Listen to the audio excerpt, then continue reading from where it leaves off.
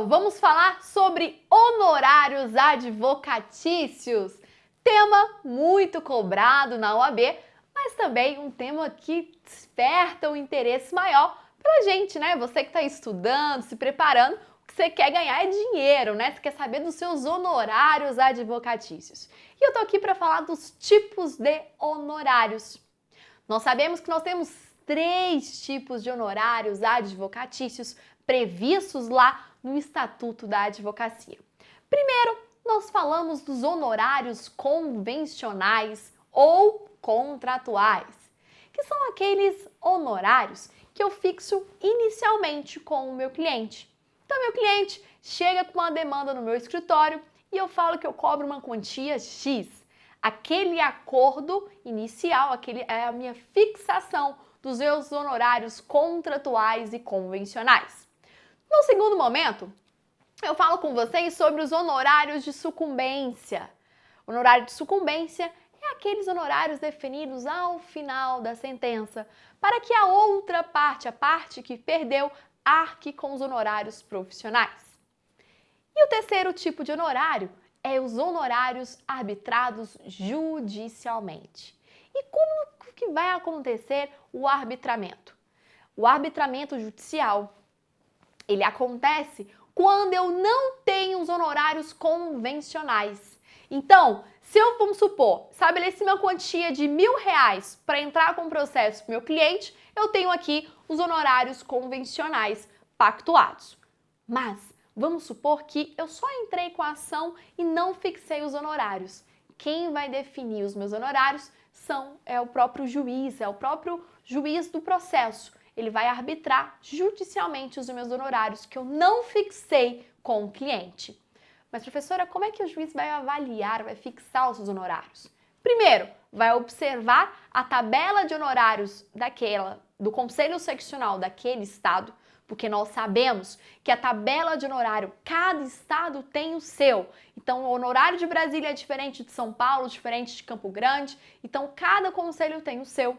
Segundo, vai avaliar a duração do processo, a complexidade da causa, o meu próprio trabalho desenvolvido, o meu desempenho como profissional. Tudo isso vai ser avaliado para a fixação dos meus honorários. Então, os honorários arbitrados judicialmente só vai acontecer quando eu não tiver os honorários contratuais, tá? Muitos alunos confundem o caso de arbitrado judicialmente como de sucumbência. Não tem nada a ver, tá? Só acontece quando eu não tiver honorário contratual. E além disso, eu acrescento o seguinte, que é o tema da prova. Os honorários convencionais de sucumbência podem ser cumulativos ou o honorário de sucumbência pode ser descontado dos meus honorários contratuais. O que eu quero dizer é o seguinte, o advogado ele tem que optar por um dos honorários ou ele pode receber todos os honorários. Esse é o ponto da prova. O advogado, meus amigos, pode receber, não. É direito dele receber todos os honorários, tanto o convencional, sucumbência e, se for o caso, o arbitrado judicialmente. Tudo pertence ao advogado. Então, se o meu cliente espertinho vem para mim e fala, doutora, eu te paguei 10 mil inicialmente e sai no horário de sucumbência 2 mil. Então, dos honorários de sucumbência, que são 2 mil, eu vou descontar dos honorários pactuados inicialmente, tudo bem? Claro que não! Todos os honorários pertencem ao advogado, tá ok? E eu vou acrescentar mais um pouquinho. Meus amigos, você acha que, eu já sei que honorário convencional e de sucumbência são cumulativos e pertencem ao advogado. Beleza? Mas, professora, será que o advogado ele pode receber mais do que o cliente? Se os meus honorários convencional e de sucumbência forem superiores ao do meu cliente, eu posso receber? Como regra, não. Como regra, você não pode receber honorários que ultrapasse a 50% do valor recebido pelo cliente.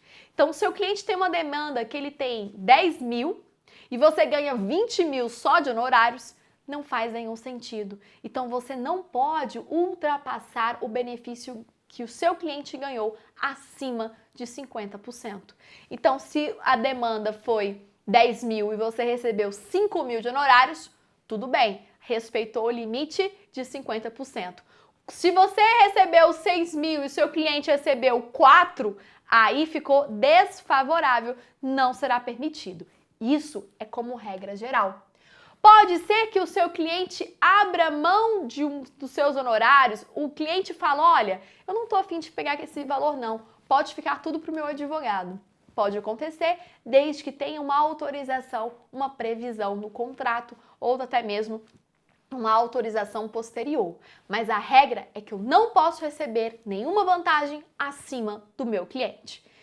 Fica com isso daí, que eu vou falar agora um pouquinho da cláusula cota litis. Professora, o que é isso, professora? Cláusula cota litis. É uma outra forma de recebimento dos meus honorários, que eu posso fixar que, olha, eu vou colocar a cláusula cota litis no meu contrato de honorários, afirmando que eu vou receber 20% do valor da causa como condição de mérito do meu trabalho. Então, além dos honorários convencionais de sucumbência, eu posso colocar 20% do valor da causa como cláusula de cota litis. Então, se é 10 mil, eu posso cobrar 20% de 10 mil, 2 mil para a questão de mérito do desempenho do próprio advogado. Então, é uma quarta modalidade para a cobrança dos meus honorários. Sempre respeitando aí o limite de 50% para não ultrapassar o ganho e o benefício do meu cliente. Tudo bem? Então fica com a dica de honorários prevista no estatuto e também não deixe de estudar o capítulo lá do Código de Ética sobre honorários profissionais. Espero vocês na nossa próxima dica do Ótica na Ética.